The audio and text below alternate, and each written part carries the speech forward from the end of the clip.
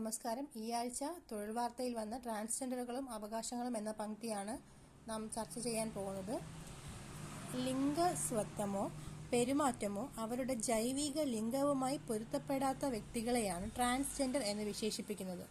ഒരു വ്യക്തിക്ക് ജനന സമയത്തുണ്ടായിരുന്ന ലിംഗാവസ്ഥയുമായി പൊരുത്തപ്പെടാതെ ലിംഗഭേദമുള്ളവരെ തിരിച്ചറിയാൻ ഉപയോഗിക്കുന്ന പദമാണിത്. ലിംഗസ്വത്വമോ പെരുമാറ്റമോ അവരുടെ ജൈവിക ലിംഗവുമായി പൊരുത്തപ്പെടാത്ത വ്യക്തികളെയാണ് ട്രാൻസ്ജെൻഡേഴ്സ് എന്ന് വിശേഷിപ്പിക്കുന്നത്. ഒരു വ്യക്തിക്ക് ജനന സമയത്തുണ്ടായിരുന്ന ലിംഗാവസ്ഥയുമായി പൊരുത്തപ്പെടാനാവാത്ത ലിംഗഭേദമുള്ളവരെ തിരിച്ചറിയാൻ ഉപയോഗിക്കുന്ന പദമാണ് ട്രാൻസ്ജെൻഡേഴ്സ് എന്നുള്ളത്. ഇനി അവരുടെ അവകാശങ്ങളെക്കുറിച്ച് നമുക്ക് നോക്കാം. നിയമപരമായ അവകാശമാണ് ആദ്യം നാം നോക്കുന്നത്. നാഷണൽ ലീഗൽ സർവീസസ് അതോറിറ്റിയും യൂണിയൻ ഓഫ് ഇന്ത്യയും തമ്മിലുള്ള കേസിൽ 2014 ഏപ്രിലിൽ സുപ്രീം കോടതി പുറപ്പെടുവിച്ച വിധിന്യായത്തിലാണ് ട്രാൻസ്ജെൻഡർ വിഭാഗത്തിന് നിയമപരമായ അംഗീകാരം ലഭിച്ചത്.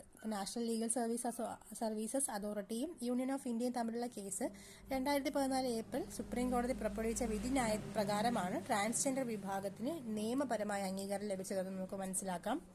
പ്രസ്തുത വിധിന്യായത്തിൽ സുപ്രീം കോടതി ലോകത്തിന്റെ വിവിധ ഭാഗങ്ങളിലെ നിയമങ്ങളുടെ സമഗ്രമായ അവലോകനം നടത്തി ട്രാൻസ്ജെൻഡർ വിഭാഗങ്ങളുടെ അവകാശങ്ങൾ അംഗീകരിക്കുകയും ഇന്ത്യയിലെ അത്തരം വ്യക്തികളുടെ അവസ്ഥയുമായി ഇതിനെ താരതമ്യം ചെയ്യുകയും ചെയ്തു. സുപ്രീം കോടതി വിധിയെ തുടർന്ന് ട്രാൻസ്ജെൻഡർ നയത്തിന് കേന്ദ്ര സംസ്ഥാന സർക്കാരുകൾ രൂപം നൽകിയത്. ട്രാൻസ്ജെൻഡർ നയം നടപ്പിലാക്കിയ ഇന്ത്യയിലെ ആദ്യത്തെ സംസ്ഥാനം കേരളമാണ്. അപ്പോൾ അതൊരു ഇമ്പോർട്ടൻറ്റ് ക്വസ്റ്റ്യൻ ആണ്. ട്രാൻസ്ജെൻഡർ നയം നടപ്പിലാക്കിയ ഇന്ത്യയിലെ ആദ്യത്തെ സംസ്ഥാനം കേരളമാണ്. ട്രാൻസ്ജെൻഡർ വിഭാഗങ്ങൾ നേരിടുന്ന പ്രശ്നങ്ങൾ പഠിക്കാനും അവരെ മുഖ്യധാരയിലേക്ക് ഉയർത്തിക്കൊണ്ടുവരുവാനുമുള്ള നിർദ്ദേശങ്ങൾ സമർപ്പിക്കാനുമായി കേന്ദ്ര സാമൂഹിക നീതി മന്ത്രാലയം 2013 ഒക്ടോബറിൽ ഒരു വിദഗ്ധ സമിതിയെ നിയോഗിച്ചു. കേന്ദ്ര സാമൂഹിക നീതി വകുപ്പ് അഡീഷണൽ സെക്രട്ടറി അനൂപ് കുമാർ ശ്രീവാസ്തവയായിരുന്നു വിദഗ്ധ സമിതിയുടെ തലവൻ. 2014 ജനുവരിയിൽ സമർപ്പിച്ച റിപ്പോർട്ടിൽ ട്രാൻസ്ജെൻഡർ വിഭാഗത്തെ മൂന്നാം ലിംഗമായി അംഗീകരിക്കണമെന്ന് സമിതി ശുപാർശ ചെയ്തു. അപ്പോൾ നിയമപരമായ അംഗീകാരം വരുന്നത് നാഷണൽ ലീഗൽ സർവീസസ് അതോറിറ്റിയും യൂണിയൻ ഓഫ് ഇന്ത്യയും തമ്മിലുള്ള കേസ് 2014 ഏപ്രിലിൽ സുപ്രീം കോടതി പുറപ്പെടുവിച്ച വിധിന്യായത്തിലൂടെയാണ് ട്രാൻസ്ജെൻഡേഴ്സിന് നിയമപരമായ അംഗീകാരം ലഭിച്ചത്. അതുപോലെ തന്നെ ആ വിധിയിലൂടെ ലോകത്തിലെ വിവിധ ഭാഗങ്ങളിലുള്ള നിയമങ്ങളുടെ സമഗ്രമായ ഒരു അവലോകനവും പഠനവും ട്രാൻസ്ജെൻഡേഴ്സ് വിഭാഗങ്ങൾക്ക് എന്തൊക്കെ അവകാശങ്ങളുണ്ടെന്ന് അംഗീകരിക്കുകയും ഇന്ത്യയിൽ അത്തരത്തിലുള്ള വ്യക്തികളുടെ അവസ്ഥയെ തമ്മിൽ പഠിക്കുകയും ചെയ്തു. സുപ്രീം കോടതി വിധിയെ തുടർന്ന് ട്രാൻസ്ജെൻഡർ നയത്തിന് കേന്ദ്ര സംസ്ഥാന സർക്കാരുകൾ രൂപം നൽകിയത്.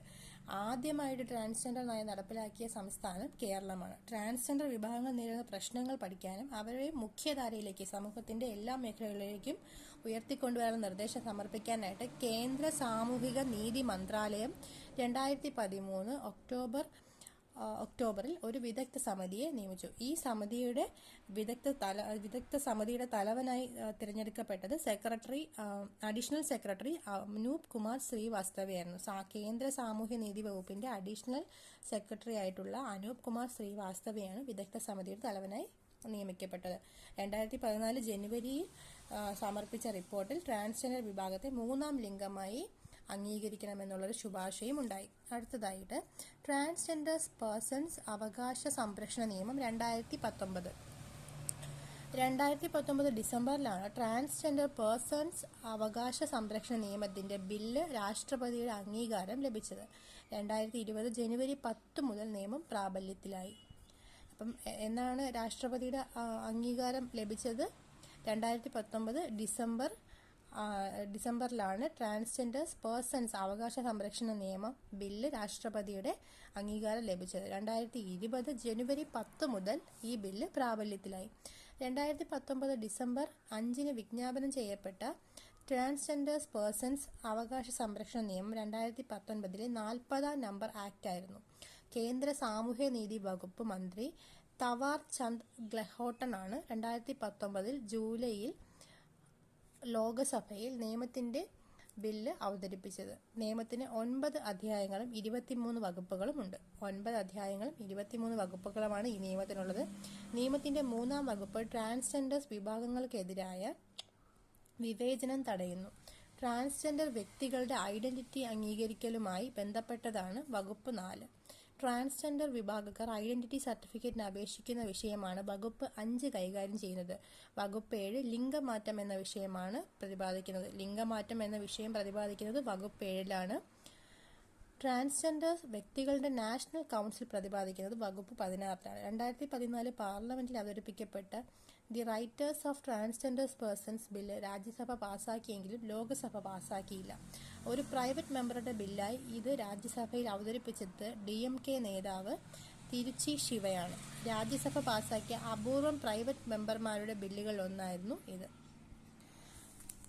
അടുത്തതായി ട്രാൻസ്ജെൻഡർ ഐഡന്റിറ്റി സർട്ടിഫിക്കറ്റ്. ട്രാൻസ്ജെൻഡർ വിഭാഗത്തിൽപ്പെടുന്ന ഒരു വ്യക്തിക്ക് ഐഡന്റിറ്റി സർട്ടിഫിക്കറ്റ് ലഭിക്കാൻ അർഹതയുണ്ടെന്ന് ട്രാൻസ്ജെൻഡേഴ്സ് പേഴ്സൺസ് അവകാശ സംരക്ഷണ നിയമത്തിന്റെ 3-ാം അധ്യായത്തിൽ പറയുന്നു.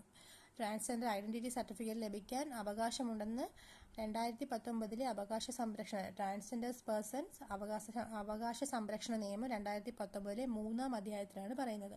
ട്രാൻസ്ജെൻഡർ സർട്ടിഫിക്കറ്റ് ലഭിക്കാനുള്ള അപേക്ഷ നൽകേണ്ടത് ജില്ലാ മജിസ്ട്രേറ്റിനാണ്. ഈ സർട്ടിഫിക്കറ്റിന്റെ അടിസ്ഥാനത്തിൽ മറ്റു രേഖകളെല്ലാം ട്രാൻസ്ജെൻഡേഴ്സ് എന്ന് രേഖപ്പെടുത്തി കിട്ടാൻ ഈ വിഭാഗത്തിൽപ്പെട്ടവർക്ക് അവകാശമുണ്ട്. ട്രാൻസ്ജെൻഡർ സർട്ടിഫിക്കറ്റ് ലഭിച്ച ശേഷം ശസ്ത്രക്രിയയിലൂടെ ഒരാൾക്ക് ലിംഗമാറ്റം വരുന്ന പക്ഷം പ്രസ്തുത രേഖ സഹിതം മാറ്റം വന്ന ലിംഗ സർട്ടിഫിക്കറ്റ് ലഭിക്കാനായി ജില്ലാ മജിസ്ട്രേറ്റിന് അപേക്ഷ നൽകണം.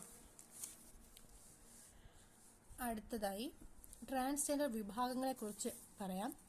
ട്രാൻസ്ജെൻഡേഴ്സ് പേഴ്സൺസ് അവകാശ സംരക്ഷണ നിയമം 2019 അധ്യായം 1 വകുപ്പ് 2K ആണ് ട്രാൻസ്ജെൻഡർ വ്യക്തികളെ നിർവചിച്ചിരിക്കുന്നത്. ഇത് പ്രകാരം ചുവടെ പറയുന്ന വിഭാഗങ്ങളാണ് ട്രാൻസ്ജെൻഡേഴ്സ്. അപ്പം നമ്മൾ ഇനി ഏതൊക്കെ വിഭാഗങ്ങളാണ് ട്രാൻസ്ജെൻഡേഴ്സിൽ ഉള്ളത് എന്നാണ് പറയാൻ പോകുന്നത്. 1. ജനന സമയത്ത് ഒരാൾക്കുണ്ടായിരുന്ന ലിംഗാവസ്ഥയുടെ ഇപ്പോഴത്തെ ലിംഗാവസ്ഥ പൊരുത്തപ്പെടാത്തവർ, ട്രാൻസ്മാൻ, ട്രാൻസ് വുമൺ ഉൾപ്പെടെ പ്രസ്തുത വ്യക്തികൾ ലിംഗമാറ്റ ശസ്ത്രക്രിയ, ഹോർമോൺ തെറാപ്പി, ലൈസർ തെറാപ്പി അല്ലെങ്കിൽ മറ്റേതെങ്കിലും സമാന ചികിത്സ നടത്തിയവരായാലും ട്രാൻസ്ജെൻഡർ വിഭാഗമാണ്. ഇന്റർസെക്സ് വ്യതിയാനങ്ങൾ ഉള്ള വ്യക്തികൾ അഥവാ ജെൻഡർ ക്വിയർ ഇവരും ഈ വിഭാഗങ്ങളിൽ ഉൾപ്പെടുന്നവരാണ്. 3. കിന്നർ, ഹിജറ, തിരുനർ, ജോഗപ്പ തുടങ്ങിയ സാമൂഹ്യ സാംസ്കാരിക ഐഡന്റിറ്റികൾ ഉള്ള വ്യക്തികളും ഈ ട്രാൻസ്ജെൻഡർ വിഭാഗങ്ങൾ ഉൾപ്പെടുന്നു. ഇനി LGBTQIA+ എന്താണെന്ന് നമുക്ക് നോക്കാം. ലെസ്ബിയൻ, സ്ത്രീകളോട് ആകർഷണം തോന്നുന്ന സ്ത്രീകളാണ് L എന്ന് പറയുന്നത്. G എന്ന് പറയുന്നത് ഗേ, പുരുഷന്മാരോട് ആകർഷണം തോന്നുന്ന പുരുഷന്മാർ. B എന്ന് പറയുന്നത് ബൈസെക്ഷൽ, ഒരേ ലിംഗത്തിൽപ്പെട്ടവരോടും എതിർ ലിംഗത്തിൽപ്പെട്ടവരോടും ഒരുപോലെ ലൈംഗിക ആകർഷണം തോന്നുന്നവരാണ് ബൈസെക്ഷൽ. ട്രാൻസ്ജെൻഡർ എന്ന് പറയുന്നത് ജനന സമയത്തുണ്ടായിരുന്ന ലിംഗാവസ്ഥയുമായി പൊരുത്തപ്പെടാത്തവർ, ലൈംഗിക താല്പര്യങ്ങളുമായി ഈ അവസ്ഥയ്ക്ക് ബന്ധമില്ല. അടുത്ത് ക്വിയർ, ലിംഗസ്വത്വമോ ലൈംഗിക സ്വത്വമോ വെളിപ്പെടുത്തിയോ വെളിപ്പെടുത്താതെയോ ജീവിക്കുന്നവർ, അവർക്ക് ഐക്യദാർഢ്യം പ്രഖ്യാപിച്ചവർ ക്വിയർ. ഇന്റർസെക്സ്, ജനന സമയത്തെ ലിംഗാവസ്ഥയിൽ വ്യതിയാനങ്ങൾ ഉള്ളവർ. അസെക്ഷൽ, ലൈംഗിക പ്രക്രിയയിൽ താല്പര്യം ഇല്ലാത്തവർ. പ്ലസ് എന്ന് പറയുന്നത് മേൽപ്പറഞ്ഞവയിൽ ഇനിയും ഉൾപ്പെടേണ്ട ലിംഗത്വ ലൈംഗിക ഐഡന്റിറ്റികളെയാണ് പ്ലസ് എന്ന് പറയുന്നത്. അപ്പം LGBTQIA+ എന്ന് പറയുന്നത് നമ്മൾ പ്ലസ് എന്നൊക്കെ പറയാറുണ്ട്, പല ചർച്ചകളിൽ നമ്മൾ കേട്ടിട്ടുള്ളതാണ്. തുടർന്ന് നമുക്ക് വായിക്കാം. National council for transgenders. കേന്ദ്ര സർക്കാർ നാഷണൽ കൗൺസിൽ ഫോർ ട്രാൻസ്ജെൻഡേഴ്സ് പേഴ്സൺസിന് രൂപം നൽകണമെന്ന് ട്രാൻസ്ജെൻഡേഴ്സ് പേഴ്സൺസ് അവകാശ സംരക്ഷണ നിയമത്തിലെ അധ്യായം 7 സെക്ഷൻ 16 നിഷ്കർഷിക്കുന്നു. കേന്ദ്ര സാമൂഹ്യനീതി മന്ത്രിയാണ് കൗൺസിലിന്റെ എക്സ് ഒഫീഷ്യോ ചെയർമാൻ. കേന്ദ്ര സാമൂഹ്യനീതി വകുപ്പ് സഹമന്ത്രിയാണ് വൈസ് ചെയർമാൻ. ദേശീയ മനുഷ്യാവകാശ കമ്മീഷൻ, ദേശീയ വനിതാ കമ്മീഷൻ എന്നിവിടങ്ങളിലെ ജോയിന്റ് സെക്രട്ടറി റാങ്കിൽ കുറയാത്ത ഉദ്യോഗസ്ഥരും കൗൺസിലിൽ അംഗങ്ങളാണ്. ട്രാൻസ്ജെൻഡർ വിഭാഗത്തിലെ 5 പേരാണ് കൗൺസിൽ അംഗങ്ങൾ. ട്രാൻസ്ജെൻഡർ വിഭാഗങ്ങളുടെ ഉന്നമനത്തിനായി പ്രവർത്തിക്കുന്ന വിവിധ സംഘടനകളിലെ 5 വിദഗ്ധരും കൗൺസിൽ ഉൾപ്പെടുന്നു. വിവിധ കേന്ദ്ര മന്ത്രാലയങ്ങൾ, നീതി ആയോഗ് എന്നിവയിലെ പ്രതിനിധികളും അംഗങ്ങളാണ്. കുറ്റവും ശിക്ഷയും. ട്രാൻസ്ജെൻഡർ വിഭാഗങ്ങൾക്കെതിരെ അതിക്രമങ്ങൾ, അവയ്ക്കുള്ള ശിക്ഷ എന്നിവ ട്രാൻസ്ജെൻഡേഴ്സ് പേഴ്സൺസ് അവകാശ സംരക്ഷണ നിയമത്തിന്റെ 8-ാം അധ്യായത്തിലെ 18-ാം വകുപ്പിൽ പ്രതിപാദിക്കുന്നു. ട്രാൻസ്ജെൻഡർ വിഭാഗത്തിലെ വ്യക്തികളെ ആക്രമിക്കുക, പരിക്കേൽപ്പിക്കുക, അപകടത്തിലാക്കുക, മാനസികമായോ ശാരീരികമായോ തളർത്തുക, ലൈംഗിക അതിക്രമം നടത്തുക, വാക്കുകൾ കൊണ്ടോ വൈകാരികമായോ സാമ്പത്തികമായോ ദുരുപയോഗം ചെയ്യുക എന്നിവ 6 മാസം മുതൽ 2 വർഷം വരെ തടവും ഫൈനും ലഭിക്കാവുന്ന കുറ്റകൃത്യങ്ങളാണ്. സംസ്ഥാന ട്രാൻസ്ജെൻഡർ നയം. ഇന്ത്യയിൽ ആദ്യമായി ട്രാൻസ്ജെൻഡർ സർവേ നടന്ന സംസ്ഥാനം കേരളമാണ്.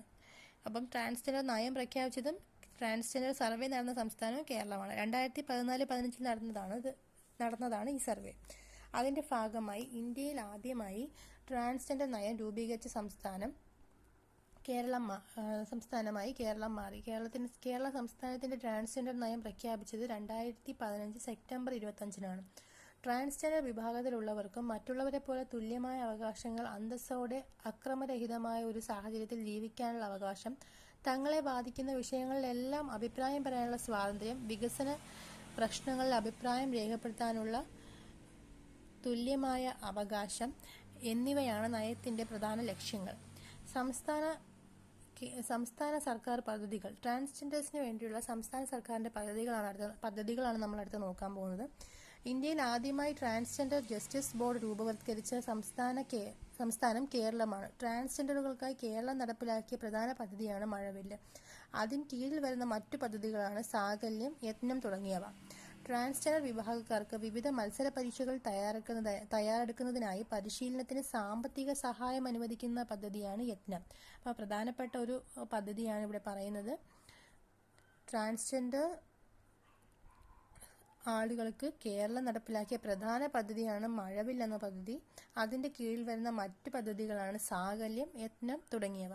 അപ്പം ഇന്ത്യയിൽ ആദ്യമായി ട്രാൻസ്ജെൻഡർ ജസ്റ്റിസ് ബോർഡ് രൂപവത്കരിച്ച സംസ്ഥാനം കേരളമാണ്. ട്രാൻസ്ജെൻഡർ ജസ്റ്റിസ് ബോർഡ് രൂപവത്കരിച്ചത് ഇന്ത്യയിൽ തന്നെ ആദ്യമായി രൂപവത്കരിച്ചത് കേരളമാണ്. ട്രാൻസ്ജെൻഡറുകൾക്ക് കേരളം നടപ്പിലാക്കിയ പ്രധാന പദ്ധതിയാണ് മഴവില്ല്. അതിൻ്റെ കീഴിൽ വരുന്ന മറ്റു പദ്ധതികളാണ് സാകല്യം, യത്നം തുടങ്ങിയവ. ട്രാൻസ്ജെൻഡർ വിഭാഗക്കാർക്ക് മത്സര പരീക്ഷകളിൽ തയ്യാറെടുക്കുന്നതിനായി പരിശീലനത്തിന് സാമ്പത്തിക സഹായം അനുവദിക്കുന്ന പദ്ധതിയാണ് യത്നം. വീട്ടിൽ നിന്ന് പുറത്താക്കപ്പെട്ട ട്രാൻസ്ജെൻഡർ വിഭാഗക്കാർക്ക് അവരുടെ അഭിരുചിക്കനുസരിച്ച് തൊഴിൽ പരിശീലനം നൽകി സ്വയം പര്യാപ്തരാക്കി ജീവിക്കാനുള്ള സന്ദർഭമൊരുക്കാനായി സാമൂഹ്യനീതി വകുപ്പ് ആരംഭിച്ച പദ്ധതിയാണ് സാകല്യം. ചികിത്സയുടെ ഭാഗമായി ഉണ്ടാകുന്ന പ്രശ്നങ്ങൾ, പെട്ടെന്നുണ്ടാകുന്ന അസുഖങ്ങൾ, പ്രകൃതി ദുരന്തങ്ങൾ തുടങ്ങിയ അടിയന്തര ഘട്ടങ്ങളിൽ ട്രാൻസ്ജെൻഡർ വിഭാഗത്തിന് ഉടൻ പരിഹാരം കണ്ടെത്താനുള്ള പദ്ധതിയാണ് കരുതൽ. ട്രാൻസ്ജെൻഡർ വിദ്യാർത്ഥികൾക്ക് പ്രൊഫഷണൽ കോഴ്സുകൾ പഠിക്കാനുള്ള സഹായ പദ്ധതിയാണ് സഫലം. ഈ വിഭാഗത്തിനുള്ള തുടർ വിദ്യാഭ്യാസ പദ്ധതിയാണ് സമന്വയം. ട്രാൻസ്ജെൻഡർ ക്ഷേമത്തിനായുള്ള കേന്ദ്ര സർക്കാർ പദ്ധതിയാണ് സ്മെൽ. അപ്പോൾ നമ്മൾ കുറച്ച് പദ്ധതികൾ ഇവിടെ പഠിച്ചു. ഇന്ത്യയിൽ ആദ്യമായി ട്രാൻസ്ജെൻഡർ ജസ്റ്റിസ് ബോർഡ് രൂപവത്കരിച്ച സംസ്ഥാനം കേരളമാണെന്ന് നമ്മൾ പറഞ്ഞു. അപ്പോൾ കേരളം ട്രാൻസ്ജെൻഡേഴ്സിനായിട്ട് ഉണ്ടാക്കിയ വേറൊരു പദ്ധതിയാണ് മഴവിൽ എന്ന് പറയുന്നത്. അതിൻ്റെ കീഴിൽ വരുന്ന പദ്ധതികളാണ് സാകല്യം, യത്നം. യത്നം എന്ന് പറയുന്നത് മത്സര പരീക്ഷകളിൽ തയ്യാറെടുക്കുന്ന അതിന് സാമ്പത്തിക സഹായം അനുവദിക്കുന്ന പദ്ധതിയാണ് യത്നം. പിന്നെ വീട്ടിൽ നിന്ന് പുറത്താക്കപ്പെട്ടവർക്ക് അവരുടെ അഭിരുചിക്കനുസരിച്ച് സ്വയം തൊഴിൽ പരിശീലനം നടത്തി അവരെ ജീവിക്കാൻ പ്രാപ്തിയുള്ളവരാക്കാനുള്ള സാമൂഹ്യനീതി വകുപ്പ് ആരംഭിച്ച പദ്ധതിയാണ് സാകല്യം. അപ്പം ഈ രണ്ട് പദ്ധതികൾ നമ്മൾ മഴവിലിൻ്റെ കീഴിൽ വരുന്നതാണെന്ന് പറഞ്ഞു, അത് പഠിച്ചു. അടുത്ത് ചികിത്സയുടെ ഭാഗമായിട്ടുണ്ടാകുന്ന പ്രശ്നങ്ങൾ, പെട്ടെന്നുണ്ടാകുന്ന അസുഖങ്ങൾ, പ്രകൃതി ദുരന്തങ്ങൾ തുടങ്ങിയ അടിയന്തര ഘട്ടത്തിൽ ട്രാൻസ്ജെൻഡറിന് ഉടൻ പരിഹാരം നൽകുന്ന പദ്ധതിയാണ് കരുതൽ. ട്രാൻസ്ജെൻഡർ വിദ്യാർത്ഥികൾക്ക് പ്രൊഫഷണൽ കോഴ്സുകൾ പഠിക്കാനുള്ള സഹായതയാണ് സഫലം. ഈ വിഭാഗത്തിന് തുടർന്ന് പഠിക്കാനുള്ള വിദ്യാഭ്യാസ പദ്ധതിയാണ് സമന്വയം. പിന്നെ കേന്ദ്ര സർക്കാരിൻ്റെ പദ്ധതിയാണ് സ്മെൽ എന്ന് പറയുന്നത്. ഇനി ട്രാൻസ്ജെൻഡർ ദിനം. Association of transgender and hijra board national transgender ദിനമായി ആചരിക്കുന്നത് ഏപ്രിൽ 15-ആണ്. അപ്പോൾ ഏപ്രിൽ 15-ആണ് ട്രാൻസ്ജെൻഡർ ദിനമായി ആചരിക്കുന്നത്. ട്രാൻസ്ജെൻഡർ വിഭാഗത്തെ സുപ്രീം കോടതി തേർഡ് ജെൻഡറായി പ്രഖ്യാപിച്ച ചരിത്ര പ്രസിദ്ധമായ വിധി ഉണ്ടായ 2014 ഏപ്രിൽ 15-ന്റെ സ്മരണാർത്ഥമാണ് ഈ ദിനാചരണം. ഇന്ത്യയിൽ ആദ്യമായി ട്രാൻസ്ജെൻഡേഴ്സ് വെൽഫെയർ ബോർഡിന് രൂപം നൽകിയത് തമിഴ്നാട്ടിലാണ്. International transgender day of visibility March 31-ആണ്. ട്രാൻസ്ജെൻഡർ വിഭാഗത്തിലെ കൊല ചെയ്യപ്പെട്ടവർ, ആത്മഹത്യ ചെയ്തവർ, HIV ബാധിച്ച് മരിച്ചവർ എന്നിവർക്കുള്ള ഓർമ്മ ദിനമാണ് ട്രാൻസ്ജെൻഡേഴ്സ് റിമംബറൻസ് ഡേ നവംബർ 23. അപ്പോൾ ട്രാൻസ്ജെൻഡറുമായിട്ട് 3 തീയതികളാണ് പ്രധാനമായും നമുക്ക് പഠിക്കേണ്ടത്. ഒന്ന്, 2014 ഏപ്രിൽ 15-ന് ട്രാൻസ്ജെൻഡർ വിഭാഗത്തെ സുപ്രീം കോടതി തേർഡ് ജെൻഡറായിട്ട്, അതായത് മൂന്നാം ലിംഗമായിട്ട് അവരെ പ്രഖ്യാപിക്കുകയുണ്ടായി. അപ്പോൾ ആ ഒരു ഡേറ്റിൻ്റെ സ്മരണാർത്ഥമാണ് അവരിന്ന് ട്രാൻസ്ജെൻഡർ ഡേ ആയിട്ട് ആചരിക്കുന്നത്. അത് ആചരിക്കുന്നത് association of transgender and hijra board and national transgender ദിനമായി ആചരിക്കുന്നത്. അതുപോലെ international transgender day of visibility March 31-നാണ്. അത് ഇന്ത്യയിൽ ആദ്യമായി ട്രാൻസ്ജെൻഡേഴ്സ് വെൽഫെയർ ബോർഡിന് രൂപം നൽകിയ തമിഴ്നാട്ടിലാണ്. അപ്പം അതിൻ്റെ സ്മരണാർത്ഥമായിട്ടാണ് international transgender day of visibility March 31-ന് ആചരിക്കുന്നത്. അതുപോലെ ട്രാൻസ്ജെൻഡർ വിഭാഗത്തിൽ കൊല ചെയ്യപ്പെട്ടവർ, ആത്മഹത്യ ചെയ്യപ്പെട്ടവർ, HIV വന്ന് മരിച്ചവർ എന്നിവർക്കുള്ള ഓർമ്മ ദിനമാണ് റിമംബർ ഡേ ആയിട്ടാണ് നവംബർ 20 ആചരിക്കുന്നത്. ജനസംഖ്യ. ഇനി അടുത്ത ടോപ്പിക്ക് ജനസംഖ്യയാണ്. ഇന്ത്യയിലെ ട്രാൻസ്ജെൻഡർ വ്യക്തികളുടെ എണ്ണം ഇന്ത്യയിൽ പ്രത്യേകമായി രേഖപ്പെടുത്തിയ ആദ്യ സെൻസസാണ് 2011-ലേത്. 2011 സെൻസസ് പ്രകാരം ഇന്ത്യയിൽ ആകെ ട്രാൻസ്ജെൻഡർ വ്യക്തികൾ 4.9 ലക്ഷം പേരാണ്. ഇവരിൽ 55,000-ഓളം പേർ 0 to 6 പ്രായമുള്ള 0 മുതൽ 6 വയസ്സ് വരെ പ്രായമുള്ള ജനസംഖ്യാ ഗ്രൂപ്പിലാണ്. ഇന്ത്യയിൽ ഏറ്റവും കൂടുതൽ ട്രാൻസ്ജെൻഡർ വ്യക്തികളുടെ സംസ്ഥാനം ഉത്തർപ്രദേശാണ്. ആന്ധ്രാപ്രദേശ്, മഹാരാഷ്ട്ര എന്നിവയാണ് 2ഉം 3ഉം സ്ഥാനങ്ങളുള്ളത്. അടുത്ത സംവരണം എന്ന തലക്കെട്ടാണ്. ട്രാൻസ്ജെൻഡർ വിഭാഗത്തിലുള്ള ഒരു വ്യക്തിയെ പോലീസ് സേനയിൽ നിയമിച്ച ഇന്ത്യയിലെ ആദ്യ സംസ്ഥാനം ഛത്തീസ്ഗഡാണ്. വളരെ ഇമ്പോർട്ടൻ്റ് ആണ്. ട്രാൻസ്ജെൻഡർ വിഭാഗത്തിലുള്ള ഒരു വ്യക്തിയെ പോലീസ് സേനയിൽ നിയമിച്ച ഇന്ത്യയിലെ ആദ്യ സംസ്ഥാനം ഛത്തീസ്ഗഡാണ്. ട്രാൻസ്ജെൻഡർ വിഭാഗങ്ങൾക്ക് സർക്കാർ സർവീസിൽ 1% സംവരണം ഏർപ്പെടുത്തിയ ആദ്യ സംസ്ഥാനം കർണാടകമാണ്. ഇന്ത്യയിൽ ആദ്യമായി ട്രാൻസ്ജെൻഡർ ഫുട്ബോൾ ടീമിന് രൂപം നൽകിയത് മണിപ്പൂരിലാണ്. 2022 മണിപ്പൂരിൽ ട്രാൻസ്ജെൻഡർ ഫുട്ബോൾ ടീം നിലവിൽ വന്നത് 2022-ലാണ്. അപ്പോൾ ഇത് നമ്മൾ ചർച്ച ചെയ്തത് മാതൃഭൂമി തൊഴിൽ വാർത്താ പതിപ്പിൽ വന്ന ട്രാൻസ്ജെൻഡറും അവകാശങ്ങളും എന്ന പങ്ക്തിയാണ്. ഇതിൽ ഏറ്റവും പ്രധാനമായി നാം പഠിക്കേണ്ടത് ട്രാൻസ്ജെൻഡേഴ്സ് പേഴ്സൺസ് അവകാശ സംരക്ഷണ നിയമം 2019 നിയമത്തെക്കുറിച്ചാണ്. അതിൽ പ്രധാനമായിട്ടും നാഷണൽ ലീഗൽ സർവീസസ് അതോറിറ്റിയും യൂണിയൻ ഓഫ് ഇന്ത്യയും തമ്മിലുള്ള കേസിലാണ് ട്രാൻസ്ജെൻഡേഴ്സിൻ്റെ നിയമപരമായിട്ടുള്ള അംഗീകാരം ലഭിച്ച വിധി പുറപ്പെടുവിച്ചത്. അതുപോലെ തന്നെ അതിൻ്റെ ഒരു കമ്മിറ്റിയെക്കുറിച്ച് നമ്മൾ പറഞ്ഞു. ട്രാൻസ്ജെൻഡറിൻ്റെ ഐഡൻറ്റിറ്റി സർട്ടിഫിക്കറ്റ് കിട്ടാനുള്ള അവകാശത്തെക്കുറിച്ച് പറഞ്ഞു. പിന്നെ ഏറ്റവും പ്രധാനമായിട്ട് ചർച്ചകളിലൊക്കെ നാം നിരന്തരം കേൾക്കുന്ന LGBTQIA++ൻ്റെ ഡീറ്റെയിൽസ് നമ്മൾ കണ്ടു. പിന്നെ ട്രാൻസ് വിഭാഗങ്ങൾ ഏതൊക്കെയാണെന്ന് കണ്ടു. നാഷണൽ കൗൺസിൽ ഫോർ ട്രാൻസ്ജെൻഡേഴ്സിനെ കുറിച്ച് പഠിച്ചു. അവരെ കുറ്റവും ശിക്ഷയും അവരെ ഉപദ്രവിക്കുകയോ അവർക്ക് വേണ്ടുന്ന അവരെ പരിക്കേൽപ്പിക്കുകയോ അപകടത്തിലാക്കുകയോ അവരെ മാനസികമായോ ശാരീരികമായോ ഒക്കെ തളർത്തുകയാണെങ്കിൽ 6 മാസം മുതൽ 2 വർഷം വരെ തടവും ഫൈനും ഒക്കെ ലഭിക്കാവുന്ന കുറ്റകൃത്യമാണ്. പിന്നെ സംസ്ഥാന ജെൻഡർ നയം നമ്മൾ ഇന്ത്യയിൽ തന്നെ ആദ്യമായി കേരളത്തിലാണ് ആ നയം പ്രഖ്യാപിച്ചത്. അതിനെക്കുറിച്ചൊക്കെ പഠിച്ചു. പിന്നെ സംസ്ഥാന സർക്കാർ പദ്ധതികൾ, മഴവില്ല് പദ്ധതി, അതുപോലെ തന്നെ സാകല്യം, യത്നം, പിന്നെ കേന്ദ്ര സർക്കാരിൻ്റെ പദ്ധതികളുടെ സ്മെല്ല്, പിന്നെ സഫലം, സമന്വയ, കരുതൽ എന്നിവ നമ്മൾ ചർച്ച ചെയ്തു. അതുപോലെ അവരുടെ ജനസംഖ്യയുടെ അനുപാതം എത്രയാണെന്നും സംവരണം എങ്ങനെയൊക്കെയാണെന്നും ട്രാൻസ്ജെൻഡർ ദിനം ഏതൊക്കെയാണെന്നും നമ്മളിന്ന് ചർച്ച ചെയ്തു. അപ്പം എല്ലാവർക്കും മനസ്സിലായെന്ന് വിചാരിക്കുന്നു. വളരെ പരിമിതമായ സാഹചര്യത്തിലാണ് ഈ വീഡിയോ ഷൂട്ട് ചെയ്യുന്നതും ഞാൻ അപ്ലോഡ് ചെയ്യുന്നതും. അതുകൊണ്ട് തെറ്റുകളുണ്ടെങ്കിൽ സദയം ക്ഷമിക്കുക. നിങ്ങൾക്ക് വേണ്ടുന്ന നിർദ്ദേശങ്ങൾ കമൻറ്റ് ബോക്സിൽ പറയാവുന്നതാണ്. എന്തെങ്കിലും തെറ്റുകളുണ്ടായിരുന്നെങ്കിൽ ഞാൻ കമൻറ്റ് ബോക്സിൽ പിൻ ചെയ്യുന്നതാണ്. Thank you. നമുക്ക് ഒരുമിച്ച് പഠിക്കാം. വരുന്ന സെക്രട്ടേറിയറ്റ് അസിസ്റ്റൻറ്റ് എക്സാമുകൾക്ക് ഇതൊരു മുതൽക്കൂട്ട് തന്നെയായിരിക്കും. മറ്റു വീഡിയോകളുമായി വീണ്ടും വരുന്നവരേക്കും സൈനിങ് ഓഫ്. ബൈ.